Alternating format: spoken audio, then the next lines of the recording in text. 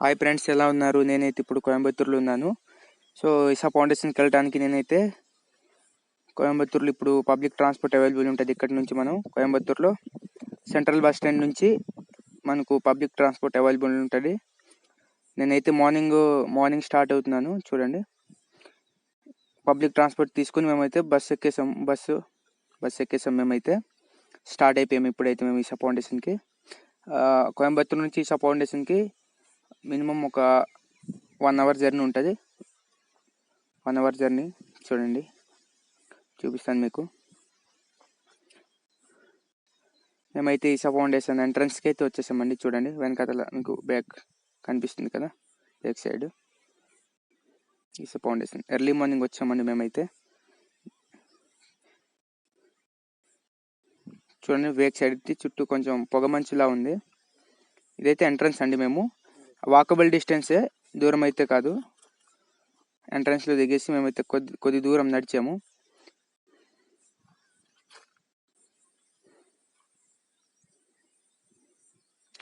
చూపిస్తాను ఫ్రెండ్స్ మీకు. చూడండి, ఇసా ఫౌండేషన్ అన్నమాట. స్టాట్యూ చూడండి, శివుని స్టాట్యూ. టెంపుల్ కూడా ఉందండి. మీరైతే టెంపుల్లో దర్శనం కూడా చేసుకోవచ్చు. మేము వెళ్ళినప్పుడు అయితే జనాలు లేరు. ఎర్లీ మార్నింగ్ కదా మేము వచ్చింది. చూడండి, చుట్టూ అయితే కొండలు ఉన్నాయి. దర్శనం చేసుకుని ఇదంతా చూడొచ్చు. చాలా బాగుంటుంది, ప్రశాంతంగా ఉంటుంది. ఇక్కడ టైం స్పెండ్ చేయొచ్చు. ఇక్కడైతే చాలా ప్రశాంతంగా ఉంటుంది. ఇంకా దగ్గర నుంచి చూపిస్తాం చూడండి. ఈ లాంగ్ నుంచి అండి, మేము దగ్గరికి వెళ్తున్నాం. ఇది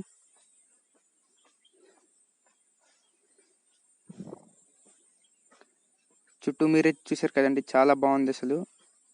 చుట్టూ కొండలు అనమాట.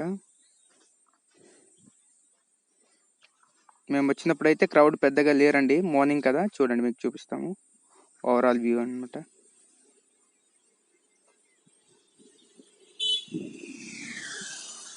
చూస్తున్నారు కదా.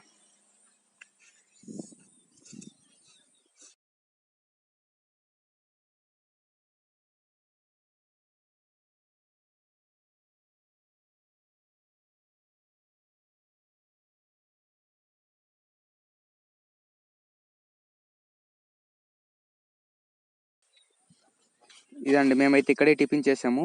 విజిట్ అయిన తర్వాత ఇదే చిన్న డాబాలోని టిఫిన్ అయితే బాగుందండి. ఓకే, పర్లేదు, బడ్జెట్ కూడా. ఇక్కడైతే చుట్టూ చెట్టు నీడన కూర్చొని తింటున్నారు చిన్న పిల్లలు.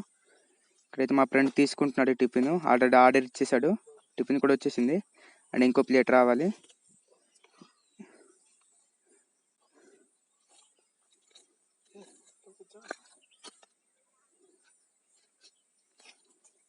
టిఫిన్ అయితే చాలా బాగుందండి. అండ్ యాక్చువల్గా ఇక్కడ మనం టిఫిన్ తెచ్చుకొని తినాలి. ఇక్కడ ఇస్తారనమాట బస్లో.